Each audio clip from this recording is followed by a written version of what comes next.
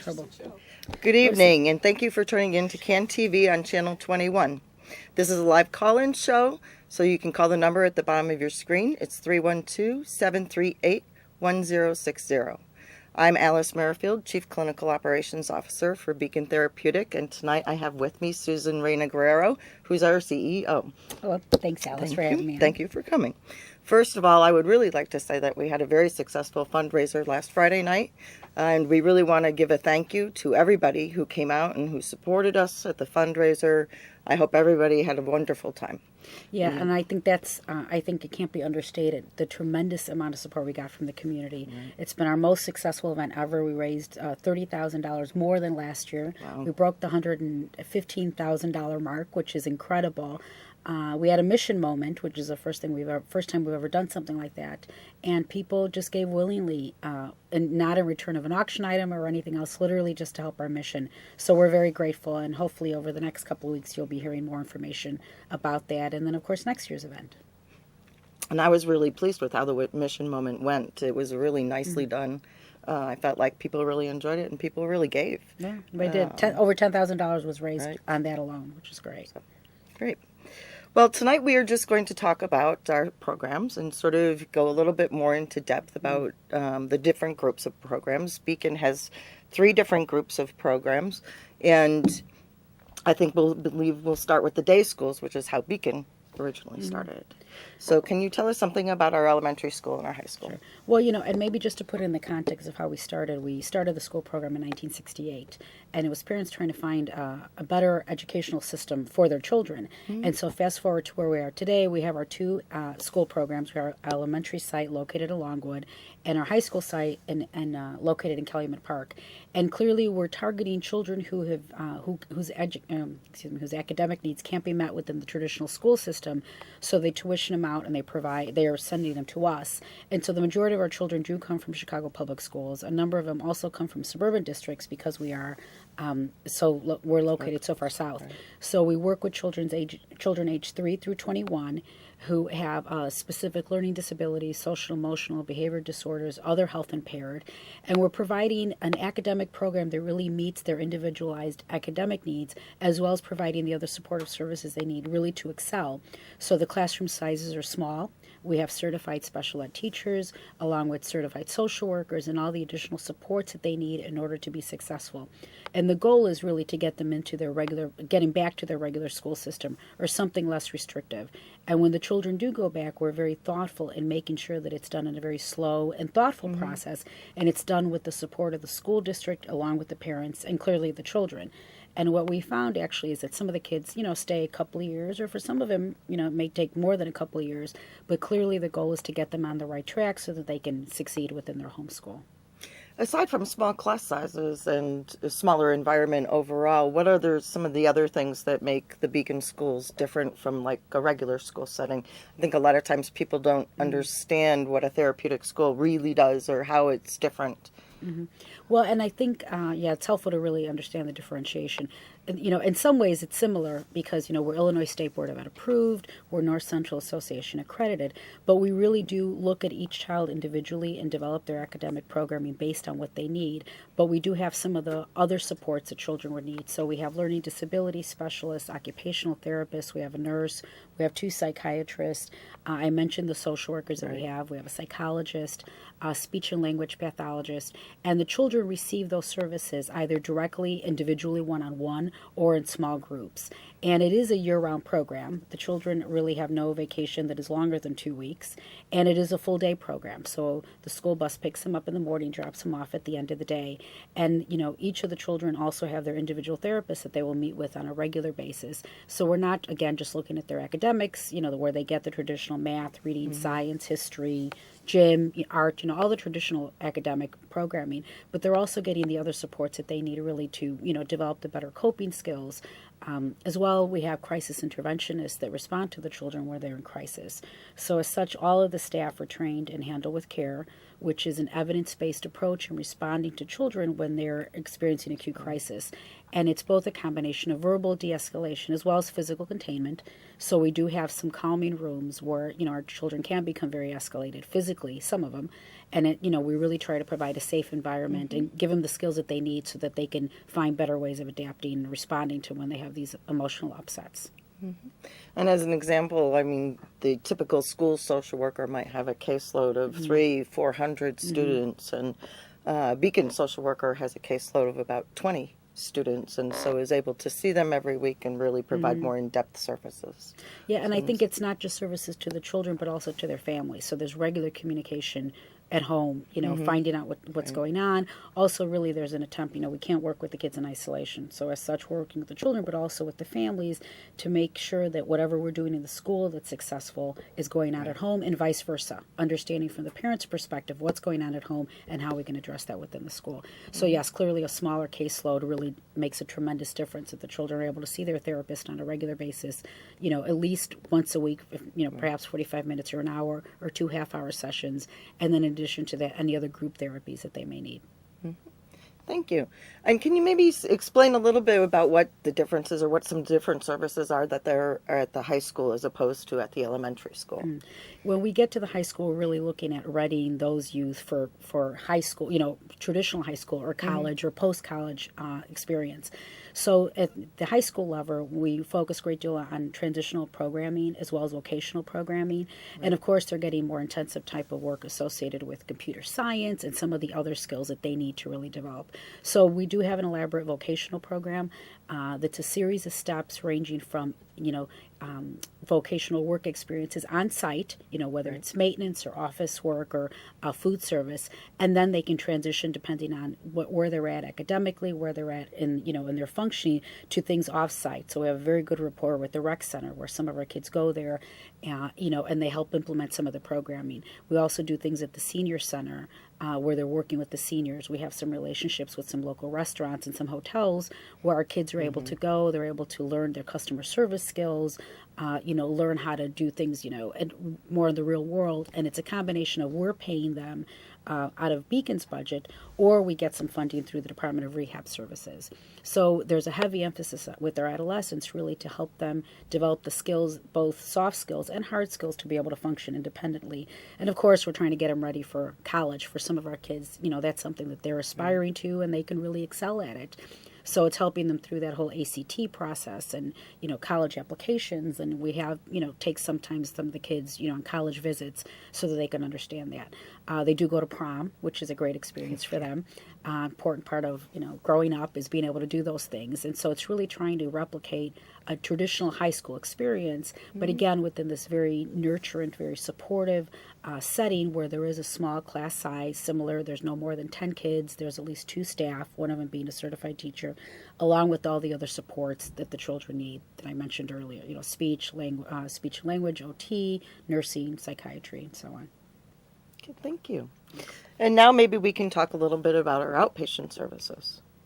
Well, I think over the years we've really developed our outpatient services in response to what our children are needing. So we've always worked not just with the children, but also with their families. So we've always provided outpatient mental health services, whether it's in the home or on site. And we've really evolved that over the years. So our outpatient services, we operate a traditional clinic, so that anybody in need of mental health services can access those mental health services. And it's just dealing with adjustment disorders, attention deficit disorders, depression, all those kinds of assortment of issues.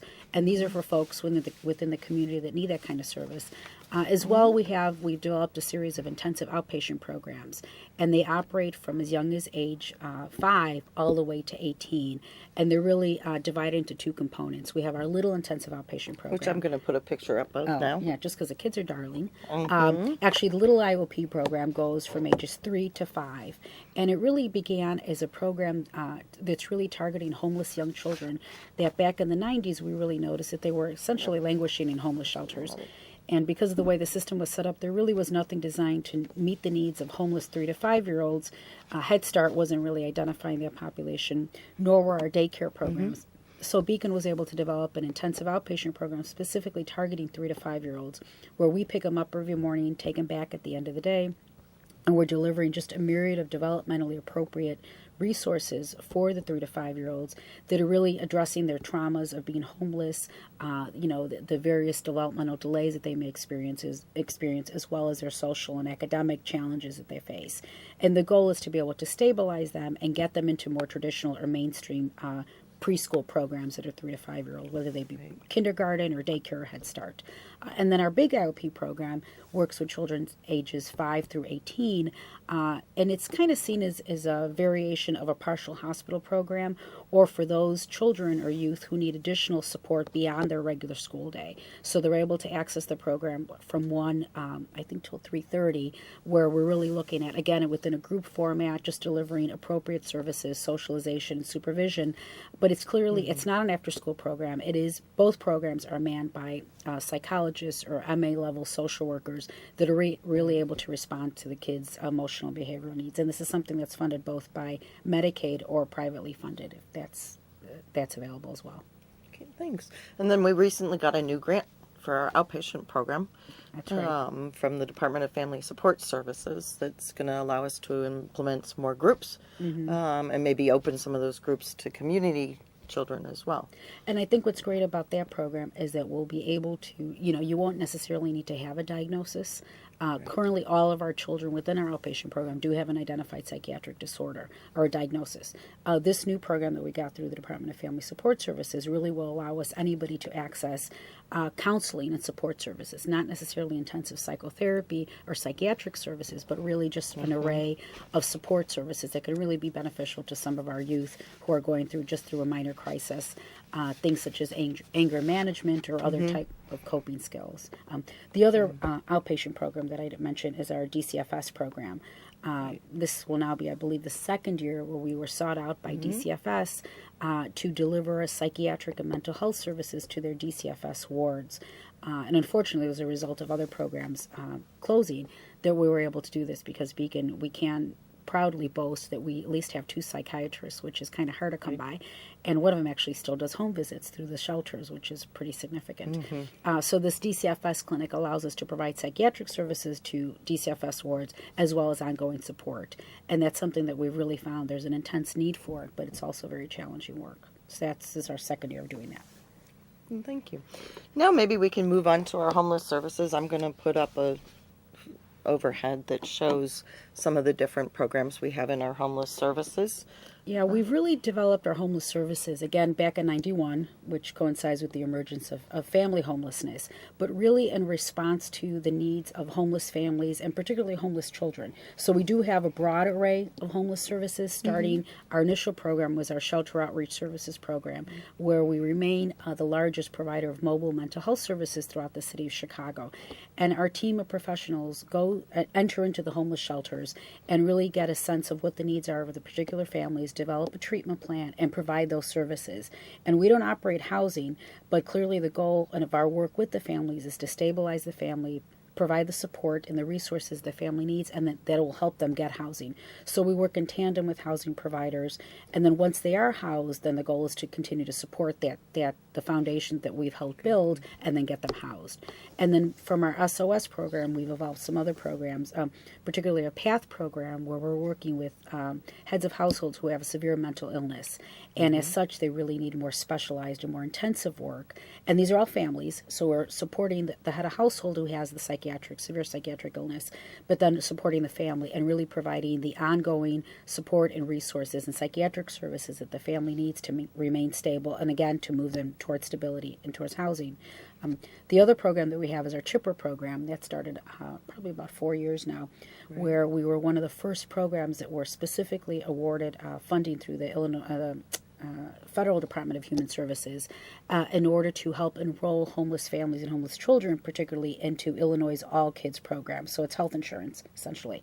And what makes this program unique is that we're specifically targeting homeless families and homeless youth, but bringing the office to them. It can be a bit of a complicated process. So, to outreach and engage folks that are living in shelters or on the streets. So as such, our team goes out, helps them identify all the documentation they need, makes copies of them. They have their little portable fax machines and so on. So they do everything they need to do and help them process that. The other program is our FACT program, and that stands for Family Assertive Community Treatment. And that is one of the programs that started 4 years ago. And it was funded initially through the Conrad Hilton Foundation, and it was one of 4 national demonstration projects. Yeah, our kids are great.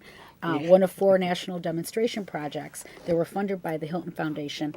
And that really, the beauty of that program really was that it had some very specific outcomes. It was looking at mother well-being, child well-being, family well-being, but also system impact.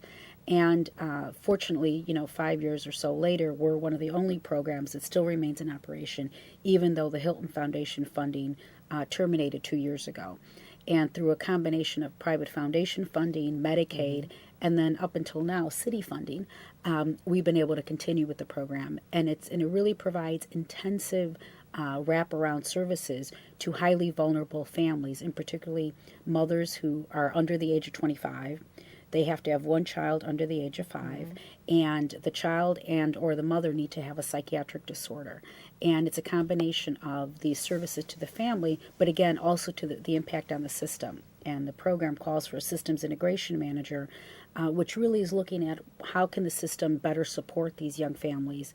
And it's the work with the family supports the work that's done within the system, so that the system can continue to support the advances that the families make. So it's kind of a neat blended model, and it's something, as I mentioned, up until now the city has funded, but unfortunately due to sequestration issues and the city needing to make some difficult funding, they're shifting some of its funding. Now, I'm not giving up yet, but at this point there may be some reduction in funding, but the commitment is to continue with this program because it really is integral to the plan to end homelessness and really is meeting the needs of this really highly vulnerable population.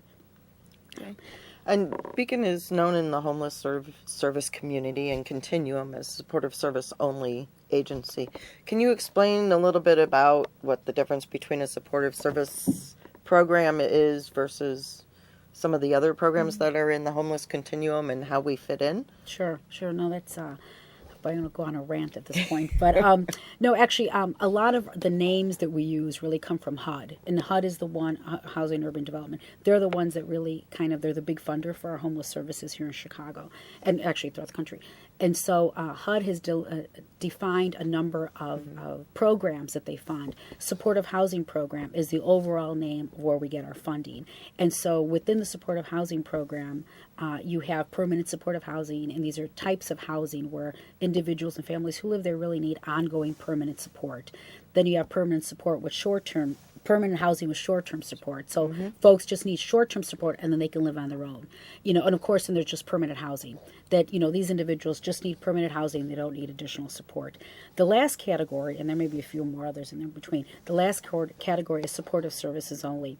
When Beacon first got involved in this work with homelessness, HUD was funding supportive services only programs. And so Beacon is one of the largest SSO programs currently within our system.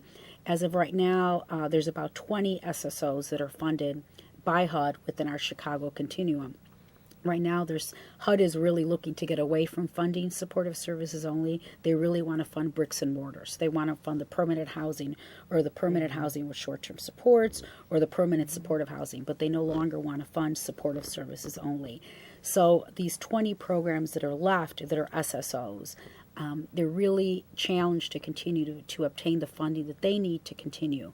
And, there's been a clear understanding that the supportive services really are essential for very vulnerable populations, very vulnerable homeless populations. So particularly when you think of those that are mentally ill or those that are victims of domestic violence or substance abuse, a lot of the families that we work with, they're female head of households, but they're victims of domestic violence or they're former wards of DCFS. So they've been through extensive trauma. And they need ongoing support.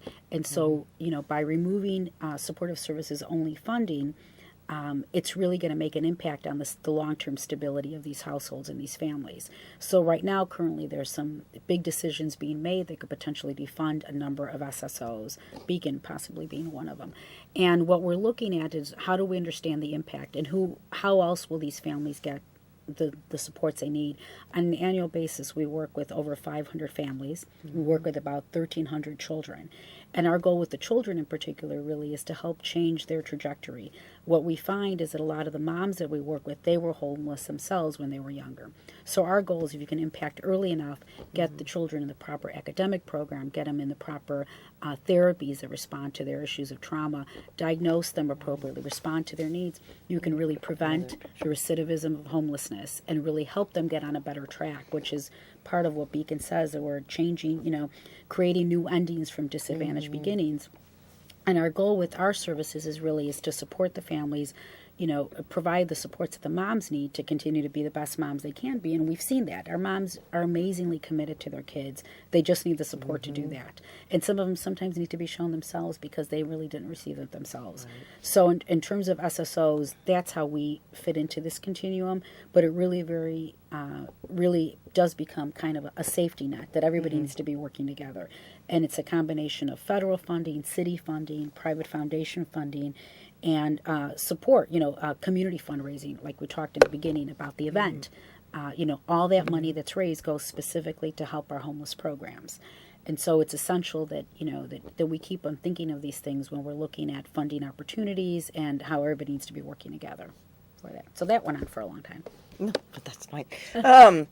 One of the things that I was thinking about as you were talking was really that a lot of the homeless providers and the people who are providing housing have started to do some of the case management services and stuff that usually more the SSOs used to do, but there's still this gap when it comes to the mental health, and then especially just the assessment of children to see if they're developmentally on track, being able to go into the housing units and provide. And recently Beacon has found and started working in collaboration with some other agencies to provide some of those more specialty services. Can you talk a little bit about that? I'm glad you're bringing that up because I think as we understand how programs evolve over years, and when we started this in 91, doing the shelter outreach services, really nobody had social workers on staff. Nobody had psychologists. Psychiatrists were unheard of going into homeless shelters. So clearly there has been some movement in terms of the capacity of shelters and programs themselves to provide these resources.